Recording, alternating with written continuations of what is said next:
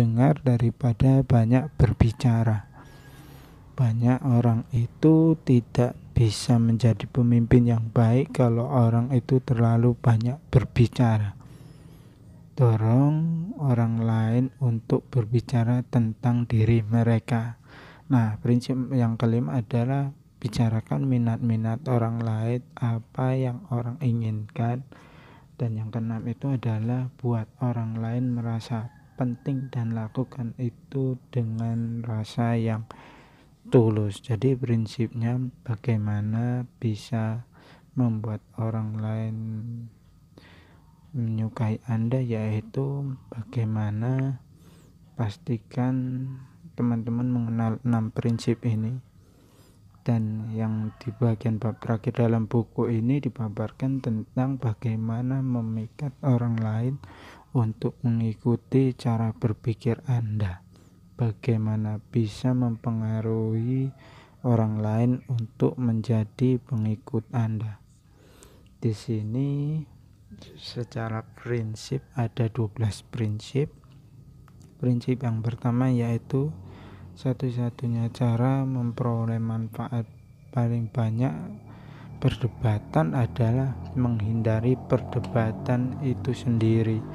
Saya adalah orang yang tidak suka yang berdebat begitu, karena bagi saya itu perdebatan itu mungkin bisa memenangkan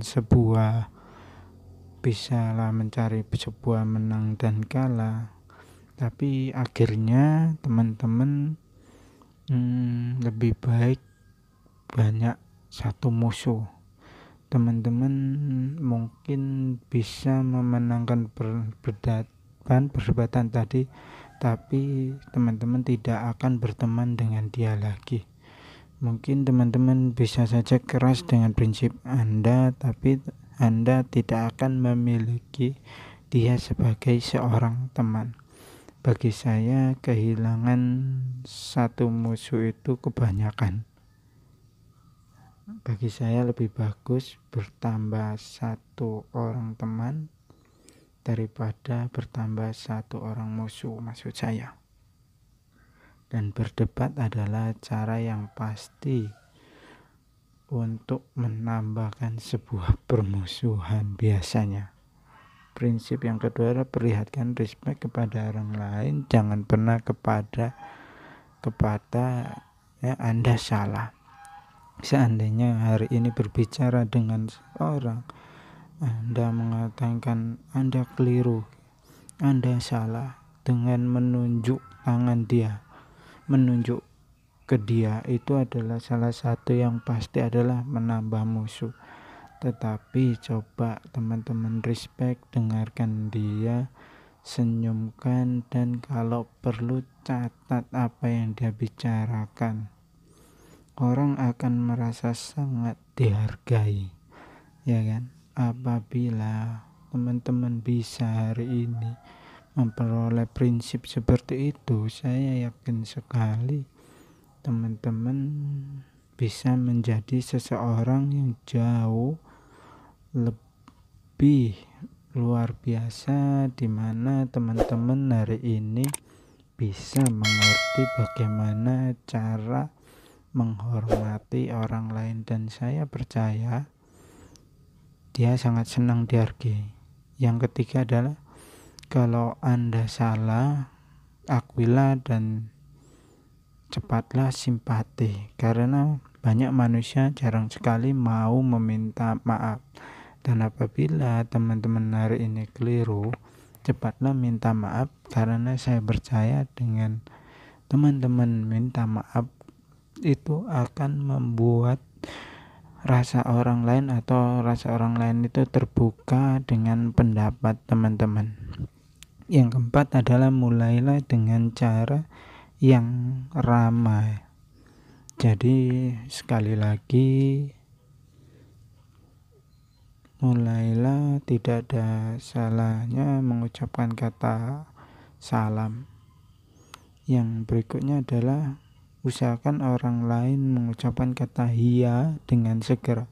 Ya, maksudnya itu seperti gini, seandainya hari ini teman-teman memiliki sebuah kata misalkan lah, contohnya seperti ini, setujukah bila hari ini Anda itu bisa lebih cepat sukses? Dia pasti berkata ya, setujukah Anda hari ini Anda itu memiliki potensi untuk berhasil? Dia akan jawab ya. Nah, setujukah? Jadi singkat kata, pujilah dia, yaitu dengan cara memuji dia. Nah, sebetulnya teman itu memiliki potensi yang sangat luar biasa, iya. Padahal tidak banyak orang itu bisa misalkan memberikan sebuah keyakinan dan kata-kata yang seperti itu, tetapi teman-teman mampu memberikannya. Dan prinsip yang keenam, biarkan orang lain banyak berbicara. Prinsip ketujuh itu, biarkan orang lain bahwa dia itu adalah idenya, memberikan idenya. Jangan menyela dia, jangan mendebat dia, dan jangan pikirkan soal-olah itu ide Anda. Biarkan itu dia, wah luar biasa, waduh, tahu gini dari dulu saya sudah mendengarkan Anda, wah sayang ya, saya nggak dari dulu kenal sama Anda. Nah, orang itu senang dengan sebuah pujian atau begitu kan. Itu bukan sekali lagi mengangkat ataupun hari ini atau menjilat orang lain, itu tidak, tetapi itu adalah teknik bagaimana bisa mendapatkan pengaruh dan teman-teman bisa langsung menjadi teman yang baik dengan dia. Yang kedelapan adalah cobalah dengan sungguh-sungguh melihat dengan segala sesuatu dan sudut pandang orang lain. Yang kesembilan, bersimpatilah dengan ide dan hasrat orang lain. Prinsip yang ke-10, imbola motif-motif yang lebih mulia. Dan prinsip yang ke-11 adalah dramatisir ide-ide Anda. Yang prinsip yang ke-12, lemparkanlah sebuah tantangan. Itu percaya adalah hal-hal bagaimana Anda mempengaruhi orang lain. Dan di bab terakhir buku tersebut adalah menjadilah seorang pemimpin.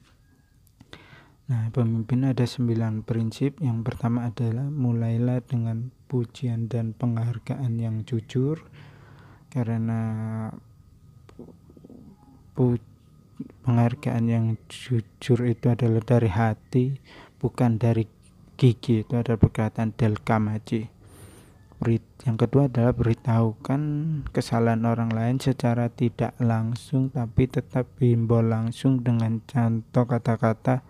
Misalkan jangan ngomong Anda salah, tapi bisa dikatakan maaf, boleh saya minta waktunya sebentar ya. Sebelumnya mohon maaf, jangan tersinggung ya, tapi ini demi kebaikan kita bersama.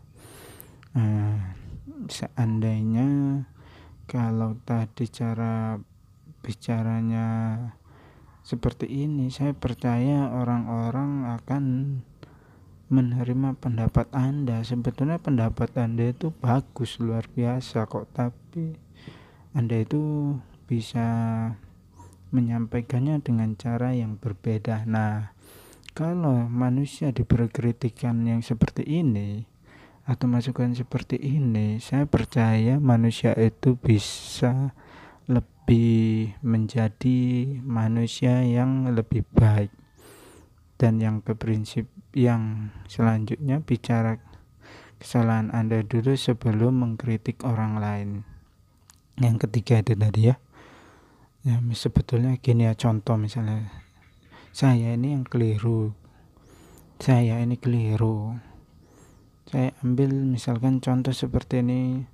Kita lihat sebuah aktor komedi yang sangat terkenal, misalnya Tukul Arwana. Misalkan Tukul Arwana sangat terkenal. Salah satu teknik Tukul Arwana adalah dia menggunakan prinsip yang ketiga, yaitu dia selalu membicarakan kesalahan dia dan kelemahan dia. Ya, saya ini memang orang jelek. Ya, saya ini orang terbelakang. Ya, saya orang ini orang deso. Nah, seringkali tapi orang malah ketawa dengan itu karena lucu, tetapi sebenarnya itu adalah sebuah teknik di mana secara tidak langsung dengan orang membuat orang tertawa, orang sudah terpikat dengan dia. Ketika orang sudah terpikat, barulah dia nyemes orang lain.